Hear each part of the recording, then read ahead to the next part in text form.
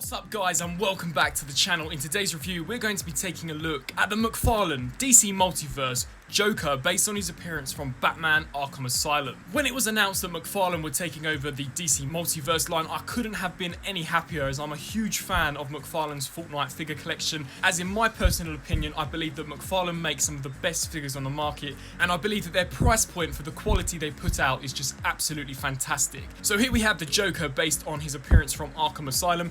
This figure does of course come with a trading card, as do all of the DC Multiverse McFarlane figures. So you can see here that we do have an image of the Joker based on the Arkham Asylum video game, the Joker, Batman Arkham Asylum, and then on the back of the cards here we've just got a very brief bio about the Joker from the game, as well as what game he appeared in, what year it was, his height, his weight, which I think is really cool. It just gives you that extra insight into a character that I'm sure we all know and love. So taking a look at the accessories first, he does indeed come with a pair of chattering teeth. One of them are closed and the other one is open. We see these throughout the game rattling around the Arkham Asylum wards, so it's really cool that they did include these, as I do think that these are probably one of the more noticeable little objects throughout the game as well. I would have perhaps preferred it if they would have included the little doll that he had towards the end. I believe its name was Scarface. I think that would have been quite cool and probably more relatable to the actual character of the Joker, but nonetheless I think that the sculpted detailing on these are really cool.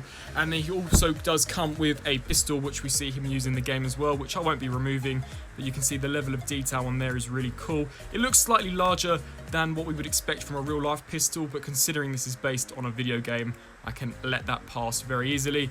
But taking a look at the actual sculpt of the figure himself and just removing the display base, which they all do in fact come with, which is amazing. I'm a massive fan of these display bases and I wish that all figures would come with them. Marvel Legends, I am looking at you. But taking a look at the Joker, you can see the details on this looks absolutely tremendous. Now when I first saw promotional images of this and some of the pictures that were shown off at Toy Fair, as I'm sure many of you were also thinking, the head sculpt looked way off. But I've got to say that in person it looks a lot better, very menacing, and I think it really does capture Joker's look from the Arkham Asylum game, with the incredibly elongated chin as well, and the paint apps are just absolutely fantastic, with the darker wash around the eyes, the blue for the pupils, the green eyebrows, the red paint for the smile, and the incredibly green sculpted hair. You can see the sculpt work on this is truly mesmerizing, really amazing for a $20, £20 action figure. I do think that they do an amazing job with their figures. Here you've got the dead flower that he does in fact have on his suit, and I think that the suit has been sculpted tremendously. You can see all of the wrinkles and the seams in the suit as well that go all the way down. You've got the buttons and the brace at the back, and then even when you lift it up we also have got some details on the underside, and they've even painted his belt all the way around as well, which is just such a nice attention to detail.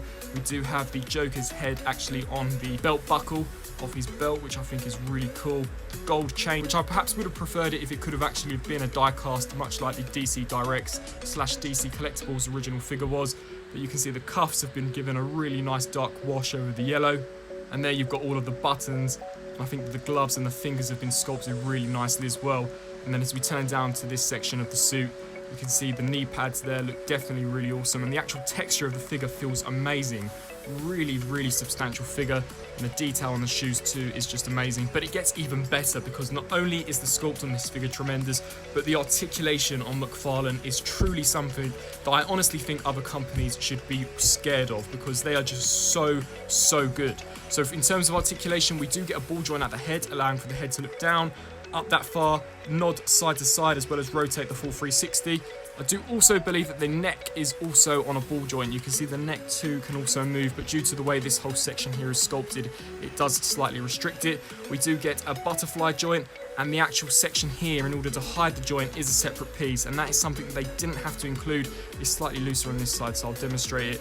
But I'm so glad they did, as you pose it around, it really does keep a rather natural look and doesn't break up the sculpt whatsoever, in my opinion. We do get a soft ratchet joint out to the sides, as well as a full 360 rotation there at the top of the arm. We also get a full 360-degree rotation at the bicep, a double jointed elbow joint which just bends well past 90 degrees, an amazing range of motion here, and the hands here can rotate the full 360, and they also do have the famous McFarlane hinge joints forward and backwards, and depending on how you rotate the wrist, it can also hinge up and down as well, which is super cool. The waist articulation, considering all the layers that he has of the suit, I would have thought would have been severely compromised, but nope, not at all.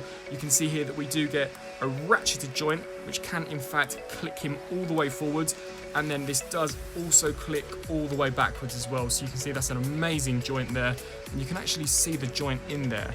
I'm not entirely sure how well you can see it. It's a very thick joint. It's very similar to the actual ball pegs that they use here for the hands, just considerably larger.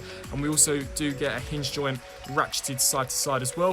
A full 360-degree rotation there at the waist. The legs can kick forwards that far, which is a great degree of motion, as well as back that far. We can also get the figure to do the split. He doesn't really rotate that well here for the legs. I'm not entirely sure whether he can, and I don't really want to force it either, but it doesn't really compromise any poses that perhaps you'd want to get the figure in.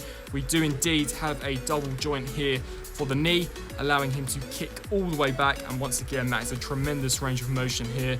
And then finally for the feet, they do pivot forwards and backwards. We do get the ankle rocker joint as well, and the toes can also bend as well, just allowing for that extra sense of realism when posing the Joker around. For a DC Multiverse size comparison, here we have the Arkham Asylum Joker compared next to the Arkham Asylum Batman. Now, depending in which order I wish to publish these videos in, you may have already seen the review for Batman, although I do imagine that I'll probably release the Joker first. But these figures are in the 7-inch scale, so they won't scale with any of your Marvel Legends figures, nor your Black Series figures, so these are definitely intended to scale with their own kind, so only the McFarlane DC Multiverse figures these will scale with. And personally, taking a look at this size comparison here, I think it looks amazing and exactly how we saw it in the video game. So there was my review on the McFarlane DC Multiverse Arkham Asylum Joker. Personally, I think that this is a fantastic figure. As you've probably gathered from the review, I'm blown away with the quality that McFarlane are putting out for their DC Multiverse line. I absolutely hated how Mattel were butchering that line when they began it, and I just think that McFarlane are going to do these figures justice, and are probably going to give us some of the best figures that are on the market today. This figure looks amazing, and in my opinion is one of the best 7-inch scaled Arkham Asylum Jokers that we've ever gotten. I even do think that it's better than the original DC Direct / DC Collectibles Joker that we got way back in 2009 when the game first premiered. So definitely highly recommend this figure. If you are a DC fan, you're going to want to add the Mark Hamill Joker to your collection, and of course if you're a Batman fan or just a Batman video game fan, you're definitely going to want to add this one. And even if you're just a general fan of action figures, I think that this is definitely one to pick up. The sculpt is there, the articulation is there. There really isn't anything else I could ask for other than perhaps an additional accessory, but personally I think that's just me being greedy, and for the price point I think that these figures are well worth it. This is a fantastic release, and I cannot wait to see what McFarlane do in the future. So I hope you enjoyed my review of this DC Multiverse McFarlane Batman Arkham Asylum Joker. If you did, please do let me know down in the comment section below, and also be sure to let me know whether or not you plan on adding any of these figures to your collection. Thanks for watching.